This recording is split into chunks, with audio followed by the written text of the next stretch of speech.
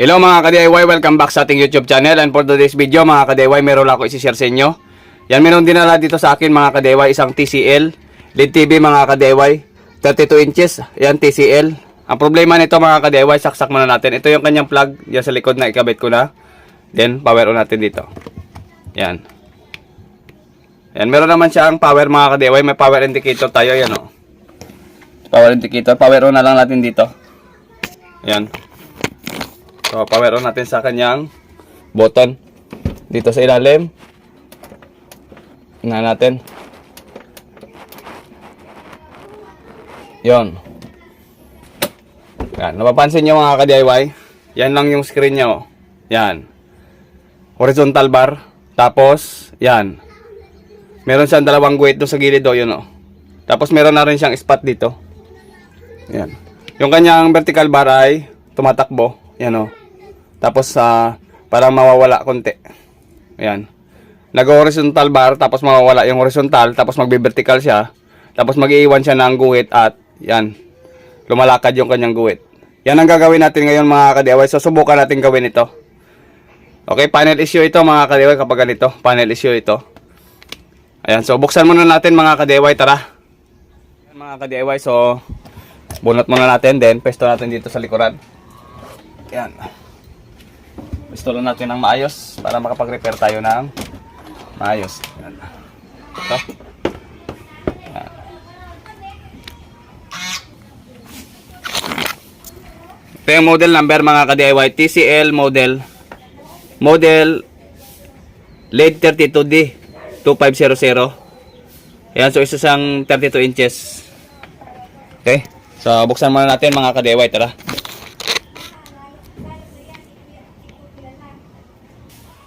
Buksan natin mga ka-DIY. Kulang na mga screw sa likuran. Kulang na yung kanyang screw. Kaya ginalaw na rin ito ng ibang technician. Yan, kulang ng screw. Buksan natin.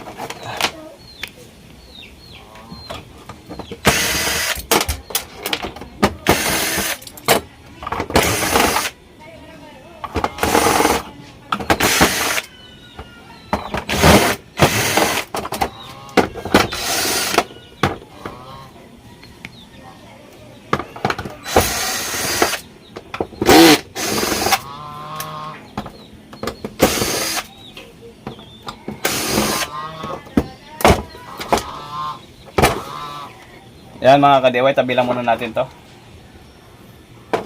Yan. So, tingnan natin sa ilalim. Dito yung board nya. Dito yung board nya mga ka-DIY sa itaas. Yan dito.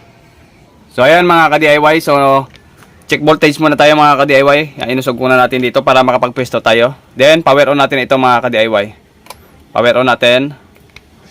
Ayan, so meron siyang power yan yung kulay pula na yon. Ang indicator niya nakadikit dito kasi yung kanyang mainboard at saka power supply nandito dito, nakadikit sa kanyang chassis sa plastic. Okay, kuha tayo ng tester mga ka-DIY dito. Set lang natin sa DC. DC. Yan. Tapos yung ating itim na probe ilagay natin sa body ground para makapag-check tayo ng ground. Yan. Dito lang, piston natin sa sa chassis lang. Okay, tara check tayo mga ka-DIY. Dito tayo mag-check ngayon sa kanyang BCC in muna.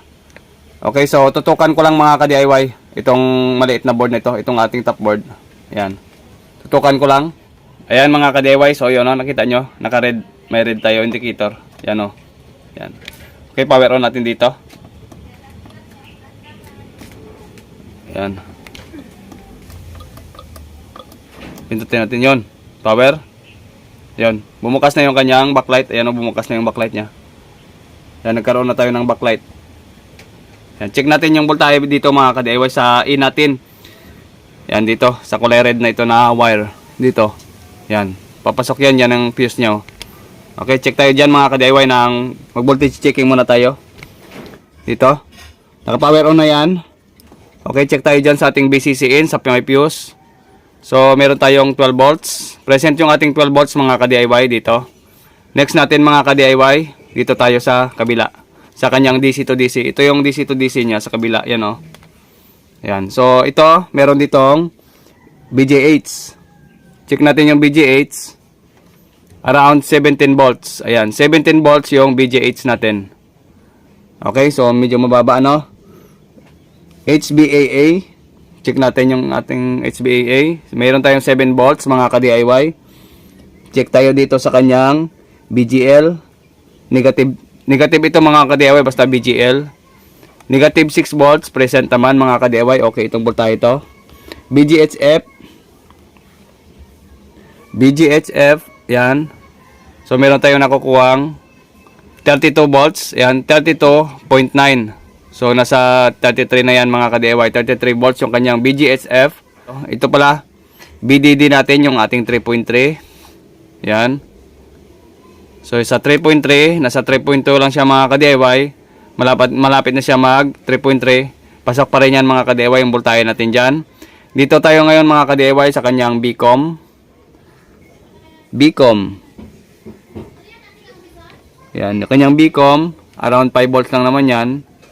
Dito Bcom, yan, 5.6 volts. Pasok naman mga ka-DIY yung kanyang Bcom. Okay, tutukan natin ito sa kabila dito. Yan.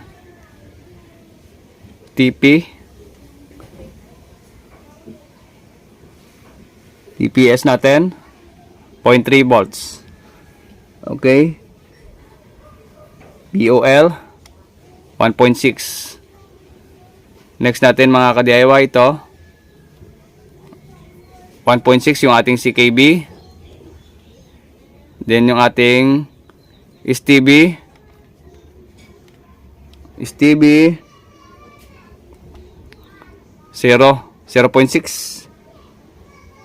OE 3.2. 1.3. Okay? So, okay naman mga ka-DIY yung kanyang voltahe dito sa ating top board. Wala naman tayong problemahin dito sa kanyang top board. Okay mga ka-DIY, ganito lang. Mamaya babalikan ko kayo, ituturo ko sa inyo. Buksan ko muna itong gilid.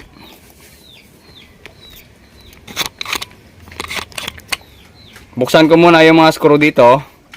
Titingnan natin kung may side cup siya sa gilid. Doon natin tingnan mga ka-DIY kasi wala akong makita ditong na walang voltahe. Halos kumpleto yung mga voltahe nila. Pero yung screen natin mga ka-DIY, check na muna natin. Tanggalin natin yung ground natin dito. Ayan. So kapag dito tayo maglagay ng ground, hindi natin nakukuha yung voltahe. Kaya doon tayo magkuha ng ground dito sa kanyang board. Dito sa labas. Yung mga bakal na yan, mga metal na nakausli. Diyan nyo na-idikit yung ating negative probe. Pisto ko lang.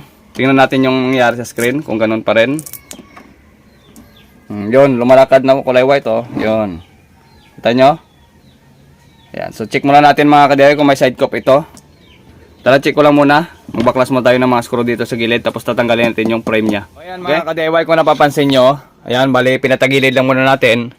Yung screen nito mga ka-DIY, bali, binaliktad natin yung screen. And then mga ka-DIY, para masilip natin yung kanyang side cup. Ito yung kanyang side cup mga ka-DIY, oh. Isa, dalawa, tatlo. Bali, tatlong side cup yan mga ka-DIY or ating side COF.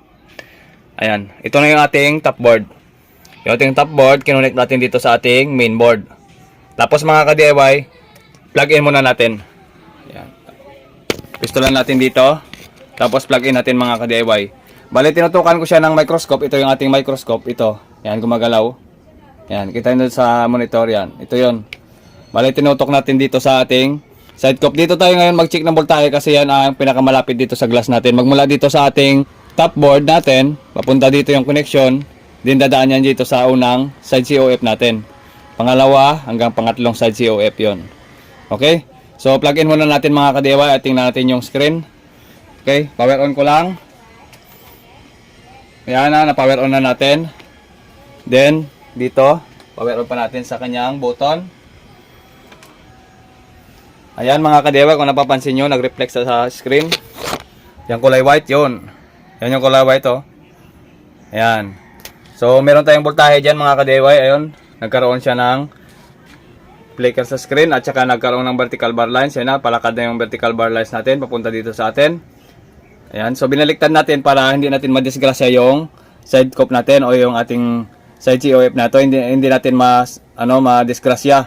Kasi paglagyan natin ng tape yan, papunta doon sa likod. Minsan kasi nagkakaroon ng guhit sa screen pag ganun, pa vertical. So, damage na yon mga ka-DIY kapag ganun. Mas mainam na ganito. Ayan.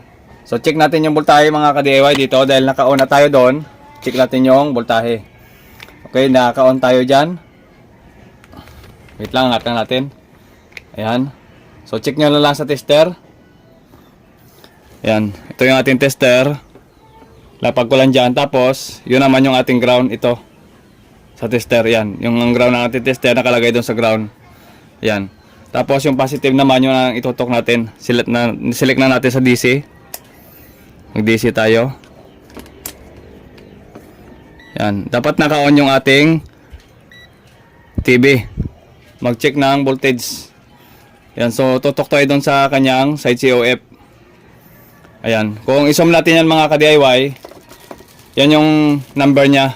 Zoom natin. Yan, bali yung number nito mga ka-DIY, yan napapansin nyo, ito yon yung number niya.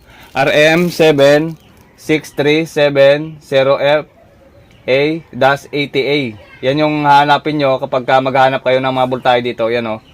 Yung mga test point na yan mga ka-DIY, nandyan yung ating check voltage. Yung mga voltahe natin at saka yung mga signal natin. Okay, pwede nyo hanapin ito sa Google. Yung number na yan, pwede natin hanapin ito. Ito. Yan yung number na yan, hanapin natin sa Google, search natin para makita natin yung mga datasheet nito sa Google. So meron naman akong copy niyan mga ka-DIY. O maghahanap na lang ako sa Google, pop up ko na lang dyan sa pinakaitaas ng ating video. Okay? So nagamit ako dyan mga ka-DIY ng ito.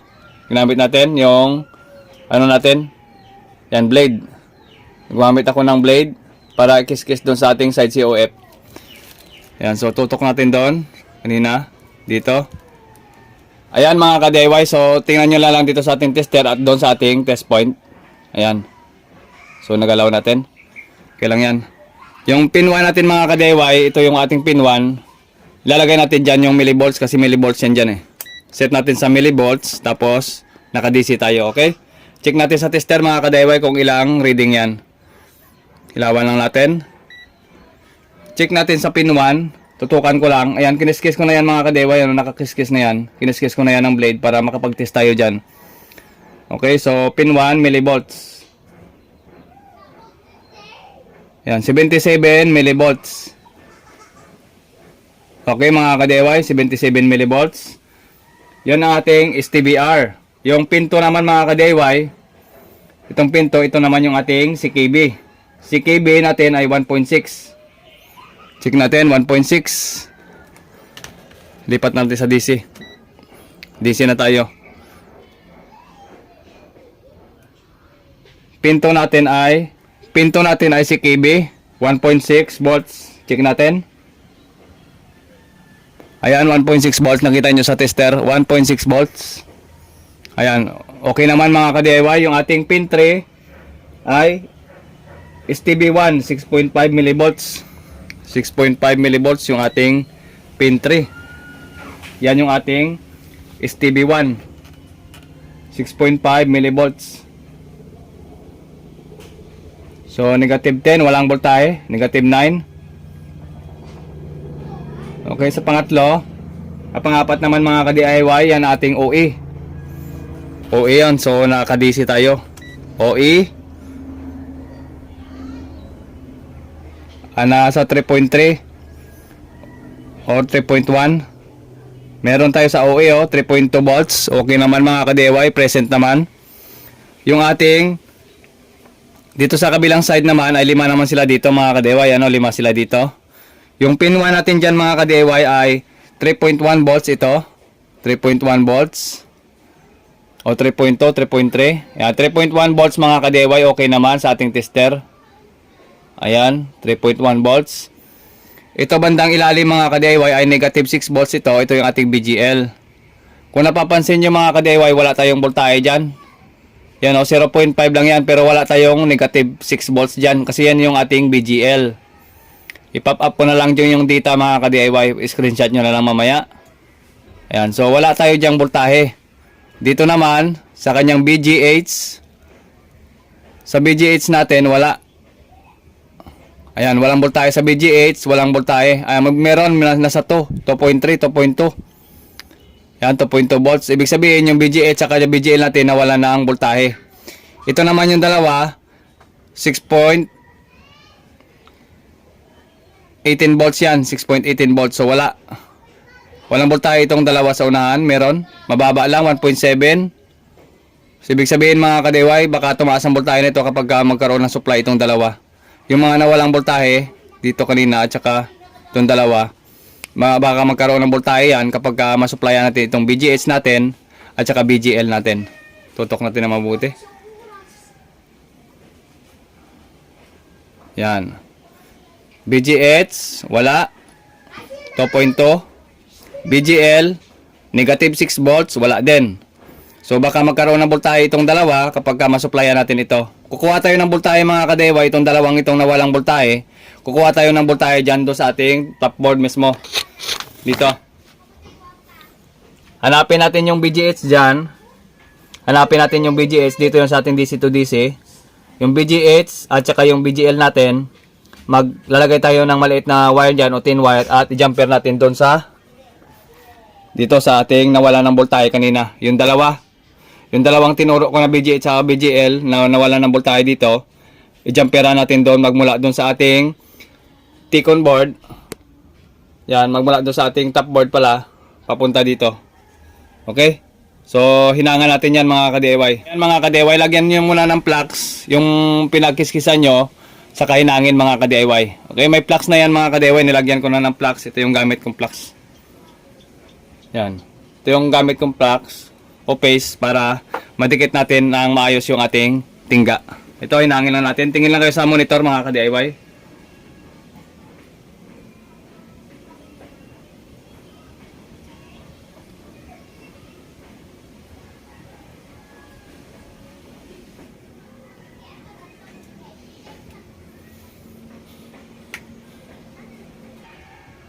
Ayan, yan na yung maliit natin na thin wire.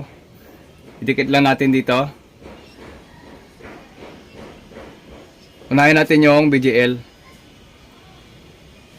Yan, dikit na yung ating BGL. Yung next naman natin idikit yung BGH. Dikitan natin.